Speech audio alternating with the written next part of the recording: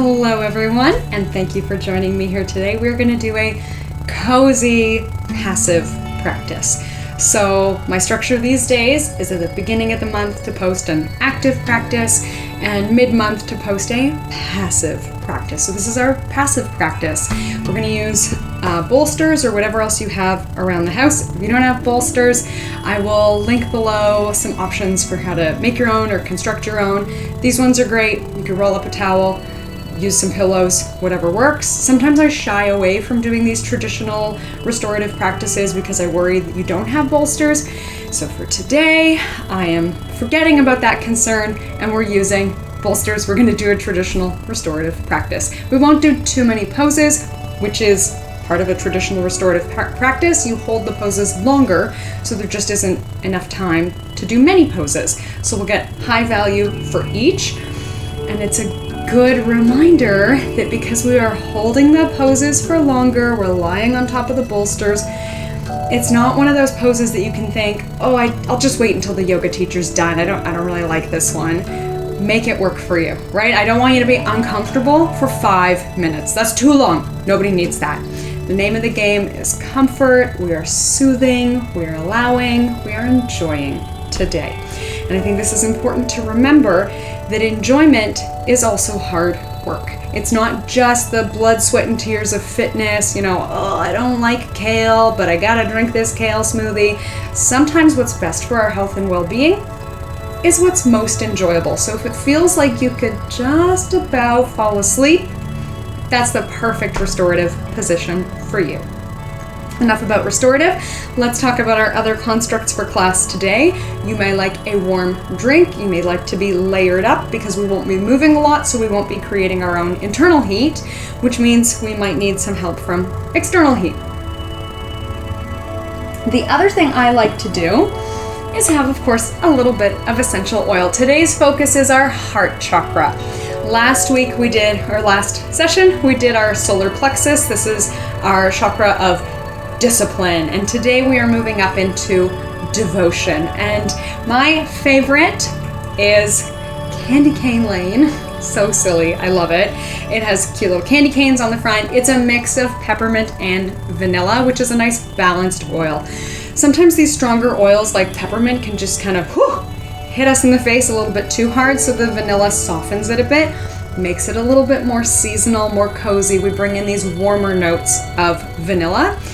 You can put a drop on a tissue. Somebody once gave me a lotus-shaped tea light candle holder, and I actually put cedar balls in it for whatever reason, and this is my favorite diffuser. So I do a drop on the cedar balls, and it diffuses it. I usually keep this next to my bed, and I will do a drop at bedtime of, I think it's called like Woodland Walk or something. It's a fir tree mix that I find very restful before sleep. But for today, since we're talking heart chakra, I thought we would use peppermint, the oil of a buoyant heart. So let's talk devotion. I think of this obviously when you're hopelessly devoted to someone, you're in love with them, you would do anything for them. But today we are devoted to ourselves. And I'm going to share a story. I won't get into too many of the details. You can do a little Google search. But traditionally in yoga, there is Hanuman, the monkey god, who does sun salutations. He learns them from the sun and does them every day in a disciplined fashion. And I think it's very important to think that there's this idea that discipline and devotion are two sides of the same coin. You cannot possibly be devoted to somebody without discipline. Oh, I love you sometimes. Fair weather friends. That's not devotion. We need to be consistent. And this is a big aha to me working with so many of my clients, that their goals are consistency goals, not intensity goals. So I don't work with a lot of clients who are training to run a marathon. You do it once, you train hard, you forget about it for the rest of your life. It's over and done. I'm working more with clients who have consistency goals. I want to eat better for the rest of my life. I have chronic back pain. Can I please do a yoga practice that will help me manage my back pain for the rest of my life? So most of our goals in my world are consistency goals. So this practice of discipline and devotion gives you something you can do on a regular basis that won't exhaust you and deplete your resources so that you can be consistent, not intense. Nothing wrong with intensity goals, it's just not the world I work in. So Hanuman is the symbol of devotion, but he does it in a disciplined fashion. And we cannot be devoted to our health and well-being without being disciplined about it. So this is a hopefully simple, straightforward, doable, non-threatening, not overwhelming practice that you can have in your toolkit to stay devoted to one's self. All right, we are going to start opening our heart chakra. So maybe you have your drop of peppermint oil, your heart is already feeling a little bit more buoyant, and we will begin with Lotus Mudra. So Lotus Mudra is one of our most beautiful mudras, thumb to thumb and pinky to pinky, and our other fingers open. And this can be a more gentle mudra, so we don't necessarily need to have our fingers electrocuted. We can have them soft but engaged down by our hearts. Taking a moment to check in, we may like to close our eyes. And a personal favorite for me is to use our Ujjayi or ocean breath. It goes by many names: Darth Vader breathing, resistance breathing. We just gently pull the throat muscles in while leaving the neck soft so that we can hear our breath in our own ears.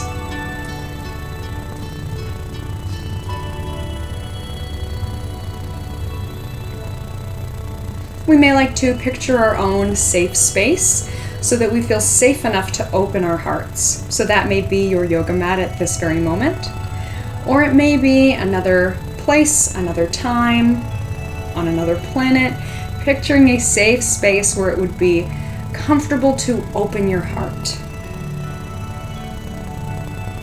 Another word I like to use is to unweight the heart, or to feel light-hearted. And the words that we choose and the images that we pick in our minds are very important because our body will react to that. So you know you've chosen the right image or word when we can feel the appropriate body reaction, which hopefully here is softening of tension or engaging of our core to sit up tall, maybe feeling some emotional release.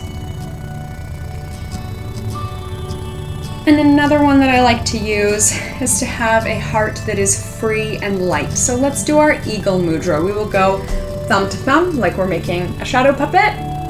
And then again, we'll place that in front of our hearts. Yogi's choice. Some of us like to do this cross-body tapping technique. It is supposed to disrupt the signal of stress.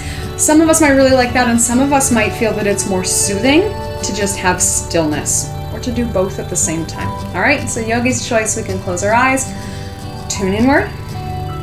Again, imagining a safe space or an affirmation or a breathing technique, anything that can help us feel more free-hearted.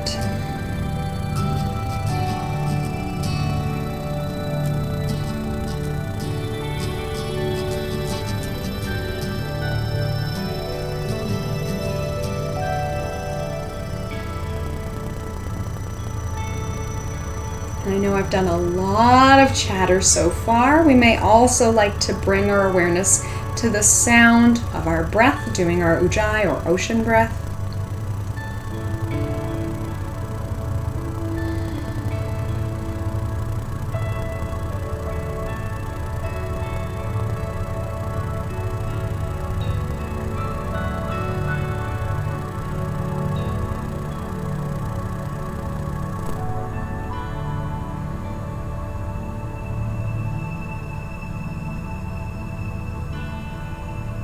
And let's release our hands in almost a gesture of freedom. We can reach our eagle to the sky and then let it fly away. All right, we'll bring our hands wherever they're comfortable. We'll do a 4, 7, 8 breath. This is supposed to be one of the best styles of breathing for anxiety, to shift or release our emotions. There is an option to press the tip of the tongue to the roof of the mouth just behind the 2 front teeth. If you like that option, go for it. But as long as we're not clenching around the area of the neck and the jaw, I think that is an important feature, so that our Stress can be released from the jaw, moving outward, right? We know that if we're trying too hard, we might and have this tension locked up in here. So let's start from releasing the tension, having no attachments to getting our 4-7-8 breathing perfect or expecting it to operate in any special way. We're just going to breathe, see what happens. Let's be open to curiosity. So we inhale for a count of 4, count at a comfortable pace for you. With our lungs full up, we gently hold for a count of 7. And then exhale for 8, often with a pursed lip breath. So it looks like this.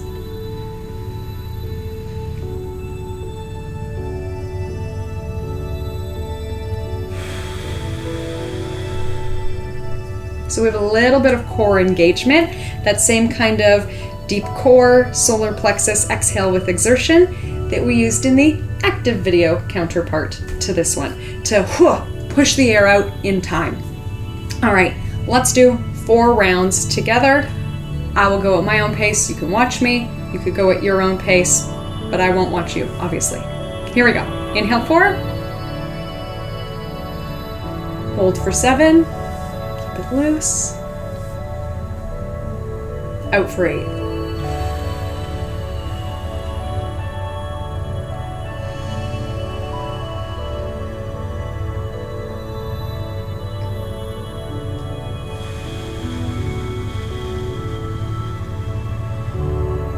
More.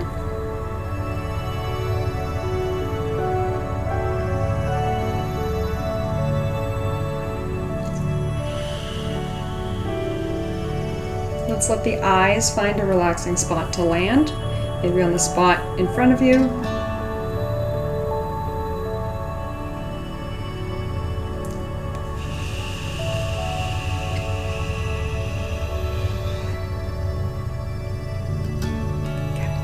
Let's start tapping on the sternum.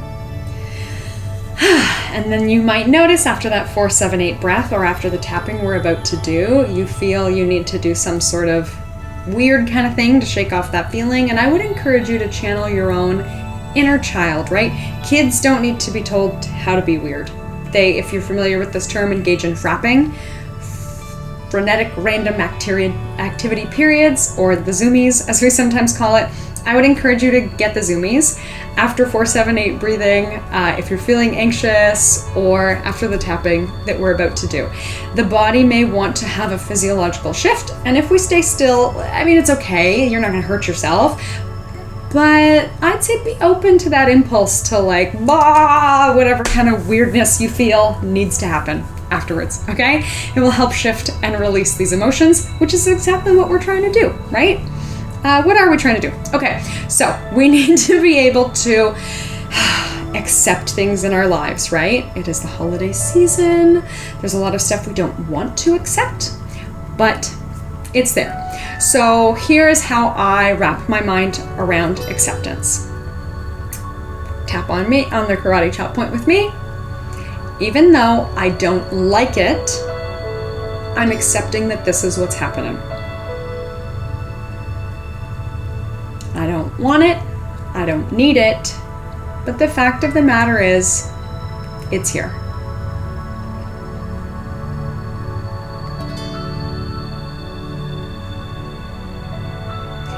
Even if I don't like it, I'm acknowledging that this is what's going on. Now let's tap through the points with me. I'm not a fan. I have to admit, I don't like this situation. I don't like this feeling.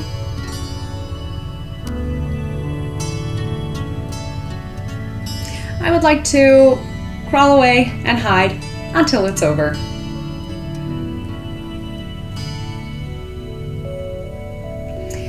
But I'm not going to live in denial.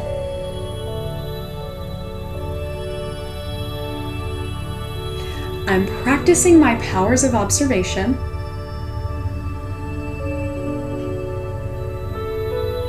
I'm just going to acknowledge what's going on.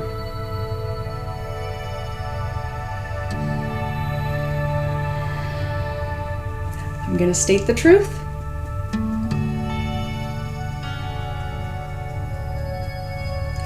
It is what it is.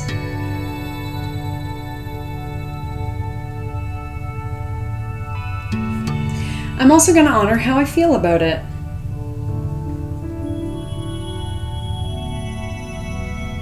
I'm noticing my feelings.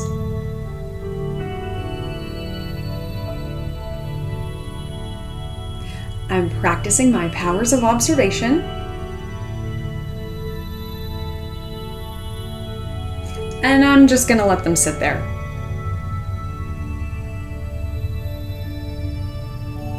And that's okay.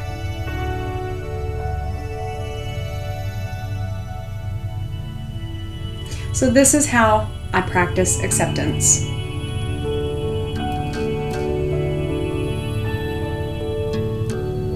I'm living in the here and now.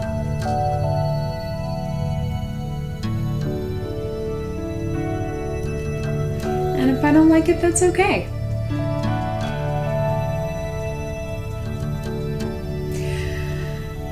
I don't like it. I don't have to like it. Nobody can make me like it.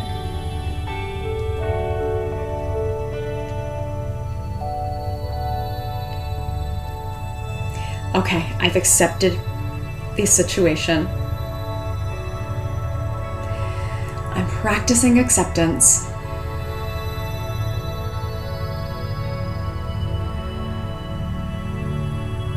And I'm going to start inviting in a new feeling.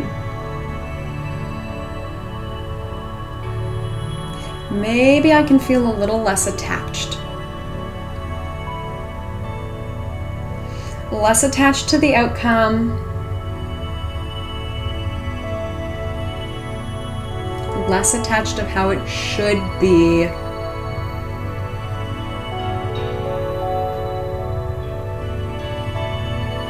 Less attached to how I wish things were different.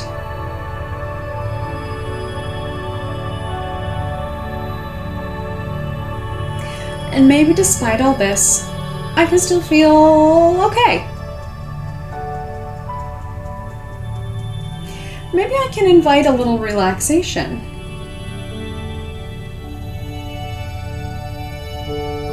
I can carve out a moment of calm.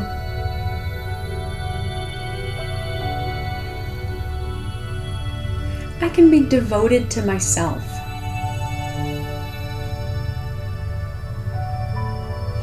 I can be disciplined in my yoga practice. I can take 2 minutes for myself.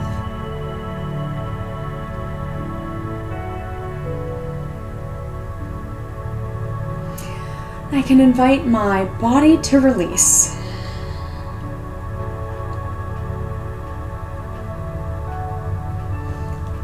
Maybe I can move into a state of relaxation, rest, recovery.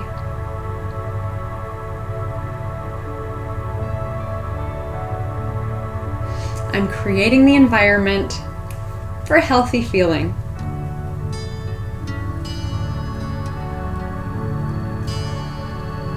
I'm creating a healthy environment for myself.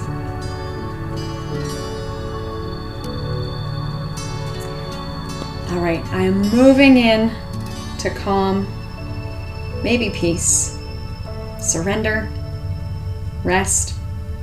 You pick a word that feels good for you. We'll come back to our sternum, one hand or both. You might like to say these words out loud, a word that feels good, relaxing, accepting, letting go to you. A friend of mine used to use the word languishing all the time. He would say luxuriating. He would say, I'm luxuriating in my yoga practice. I know somebody else that when he's feeling very lazy, in a really nice, cozy way, this feels good for him. He's like, I'm languishing on my yoga bolster. Perfect. Whatever feels good. You might like the word marinating.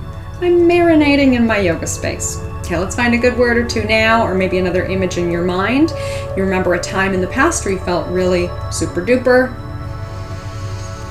Okay, we'll let it go. Again, invite in that whatever kind of frenetic activity we feel needs to release. Sometimes people have tears, yawning, sighing. We let it out. Might feel good to do some other kinds of percussion. And we're going to move in to our first yoga pose.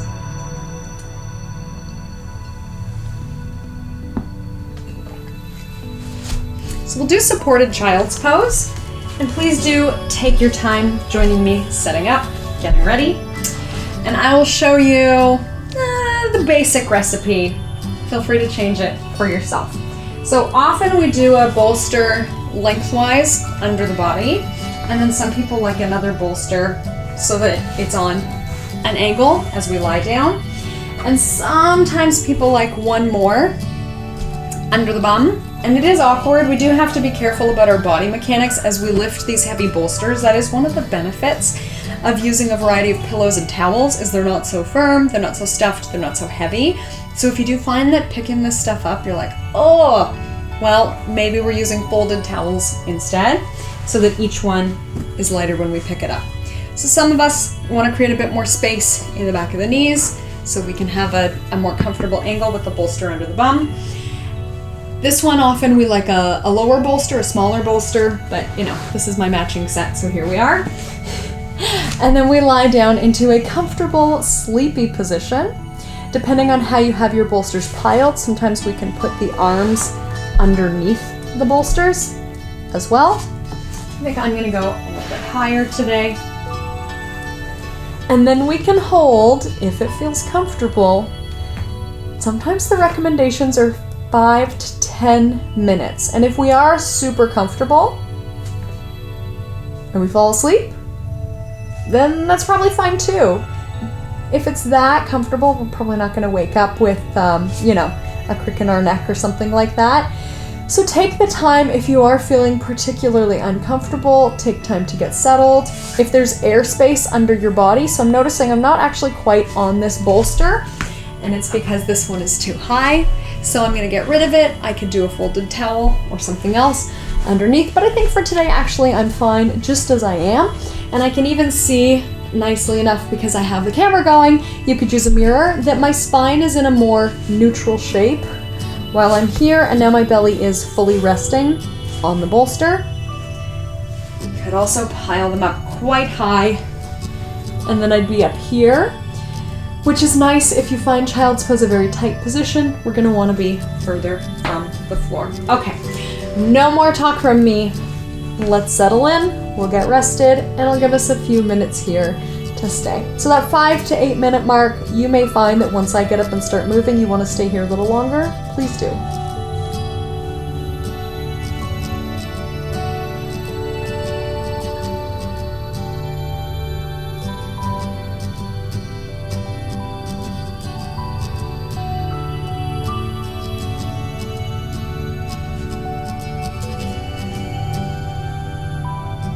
And sometimes as we settle, it feels a bit unbalanced. We're going to want to turn the head the other way or even straight down. We can do that. We can invite these changes.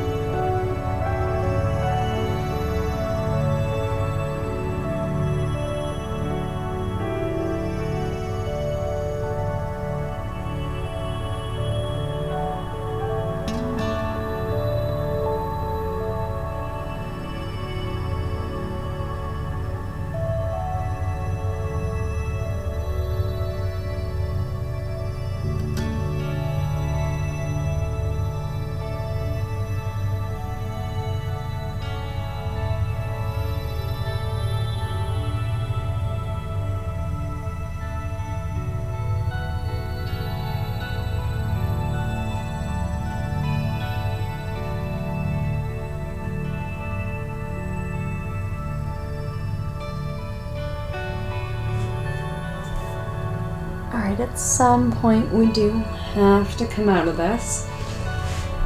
We're gonna come to a seated position. So like I said, if you do want to spend some extra time there, feel free to spend some extra time there, but my recommendation is that sometimes it's nice to do a little movement once we get up. So usually I like to do a bit of a side bend, one way and then the other a couple times.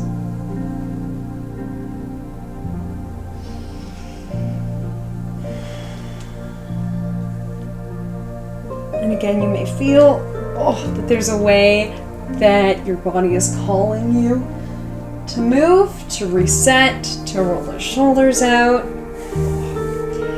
And then after side bending, I like to do a twist as well. Then we go from a straight or neutral spine. Maybe we're feeling a bit loosened up after being on our bolster.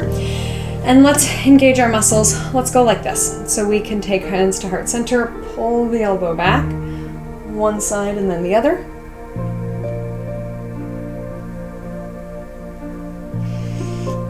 Flowing at least a few times through to loosen up so that the twist isn't a shock to the system. And then when we feel we want to go deeper, then yes, we can come into a deeper twist, drawing the elbow back on one side and then letting the arms straighten and land where it feels good. The neck might feel tight after lying on the bolster, so kind of a funny variation. We might like to hold our twist in our body, but let the neck move a little bit.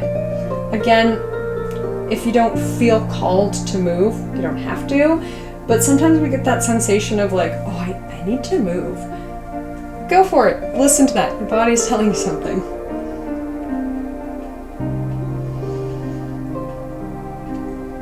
Okay, we'll come back through center.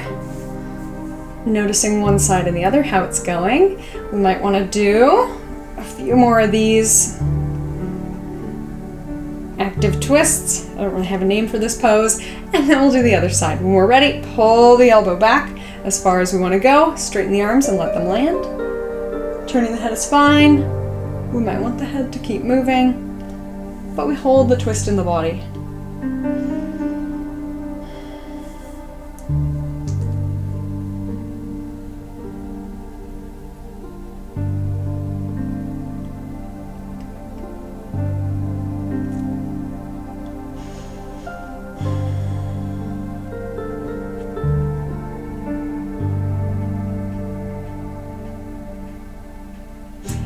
Back through center, and we may actually be set up perfectly for our next pose.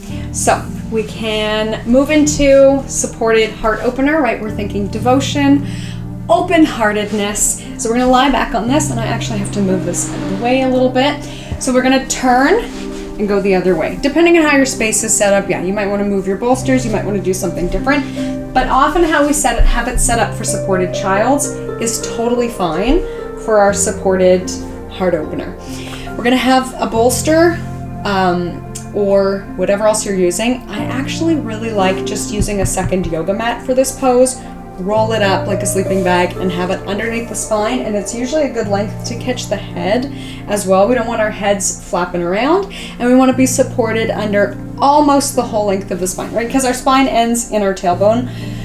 The odd client I have likes to use more than one bolster and have it under their bum as well, or under their sacrum.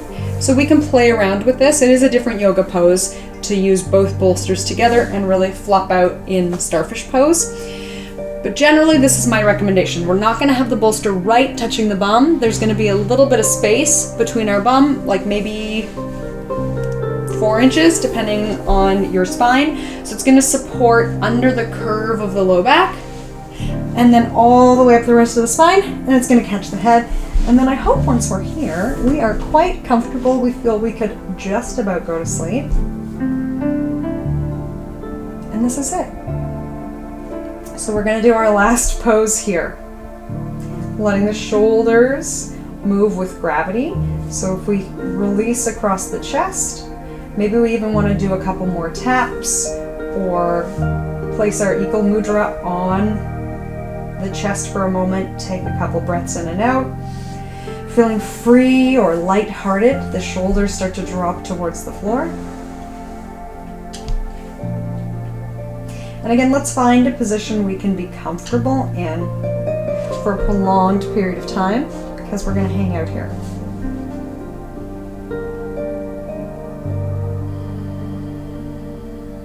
That might mean we want to move further up the bolster, further down the bolster, lower the bolster, raise the bolster, or another one that's quite nice. We might feel that the legs need some support as well, so we put a bolster under the knees. And when we're in that comfy, cozy position, feel free to stay here. We can come back to our Ujjayi breath if we like, creating resistance within the throat so we can hear our own breathing.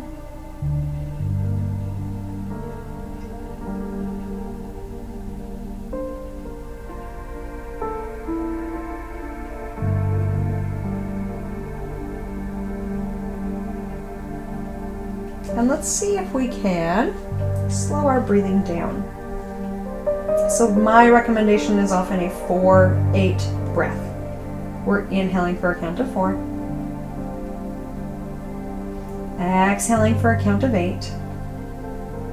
And if we can, maybe holding for another count of 4 with the lungs empty. And let's focus our awareness on that feeling of emptiness in contrast to the feeling of fullness. So noticing what it feels like to fill up, to slowly empty out. And for some people, this feeling of emptiness, it's not an emotional feeling of emptiness, right? It's a physical feeling of emptying out, releasing, letting go. That's part of our acceptance. For some people, it can feel quite scary to wait to take the next breath, almost as though we have to act on faith that the next breath is in fact coming. So maybe that's a powerful or difficult exercise for you, but it's there for you if you want to.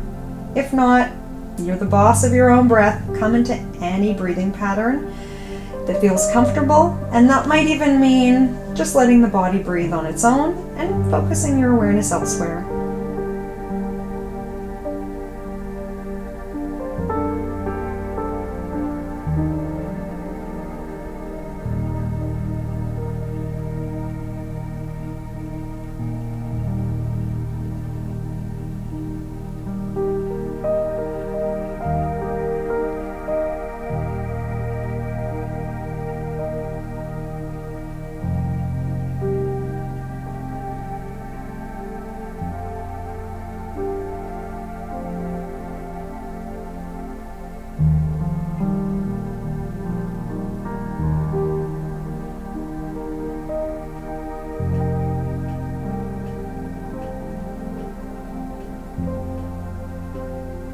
You might also notice feelings of tension or tightness in the chest or shoulders, very common area of tension. The option is to stick with it, notice it, adjust the pose, whatever we need to do. But that is normal to feel tense. We just don't want to be in a position of pain. You might also feel that the breath isn't as deep in a back bend, and that's because we've sort of cut off some of our lung capacity in the back. So again, that's normal. You might not like it, so you could move into a more neutral position, even simply lying on the back. So we can take the bolsters out whenever we're ready. We can stay here if we're still comfortable.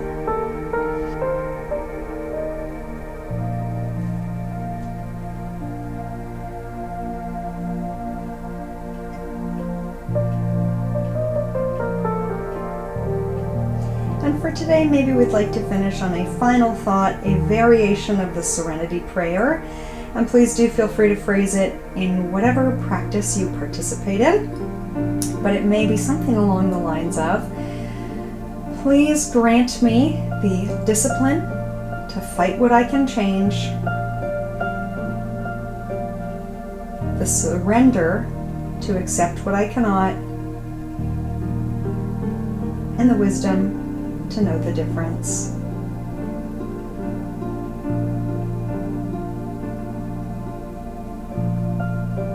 please grant me the devotion that leads to serenity.